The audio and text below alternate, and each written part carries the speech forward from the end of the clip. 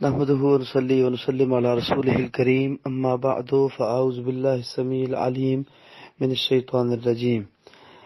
صحیح البخاری اور صحیح مسلم میں حدیث ہے، سیدنا حفص بن عاصم رضی اللہ تعالی عنہ یہ حضرت عبداللہ بن عمر کے شاگرد تھے۔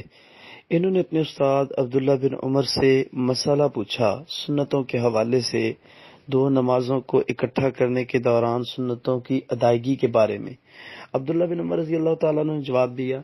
یہ روایت صحیح البخاری میں 1102 اور 1101 دونوں روایتیں صحیح البخاری میں اسی موضوع پہ ہیں، اور اسی طرح صحیح مسلم میں حدیث نمبر 699 689 نمبر پہ روایت ہے کتاب التقصیر میں، تو وہ روایت بھی اسی موضوع پہ یہی روایت ہے۔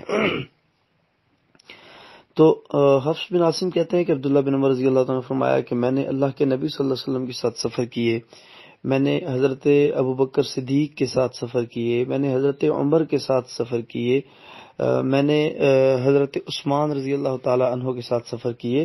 تو ان تمام بزرگان نے بما نبی علیہ الصلوۃ والسلام انہوں نے 2 رکعتیں ہی ادا کی سفر میں، اور سنتیں ادا نہیں کی حتیٰ کہ یہ اللہ تعالیٰ کو جا ملے۔ تو وہ فرماتے ہیں کہ عبداللہ بن عمر رضی اللہ تعالیٰ عنہ بھی ایسے ہی کیا کرتے تھے۔ اسی طرح صحیح مسلم کی ایک اور حدیث ہے، تو اس میں آتا ہے کہ حفص بن عاصم کہتے ہیں میں نے عبداللہ بن عمر رضی اللہ تعالیٰ عنہ کو ایک دفعہ پوچھا اور کہا منا میں کہ اگر آپ فرض کے بعد 2 سنتیں پڑھ لیا کریں تو اس میں کیا حرج والی بات ہے؟ تو عبداللہ بن عمر رضی اللہ تعالیٰ نے فرمایا کہ اگر میں نے سنتیں بھی ساتھ ادا کرنی ہوتی تو میں پھر نماز فرض ہی مکمل ادا کرتا، میں قصر کا فائدہ کیوں اٹھاتا۔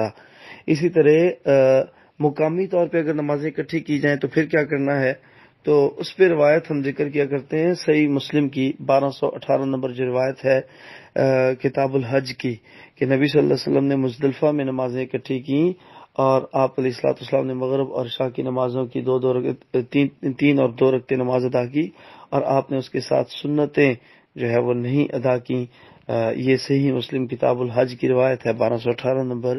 تو اس سے ہمیں یہی سمجھ آتی ہے کہ جب بھی نمازوں کو اکٹھا کیا جاتا ہے تو اس میں سنتیں معاف ہو جاتی ہیں۔ بارک اللہ فیکم۔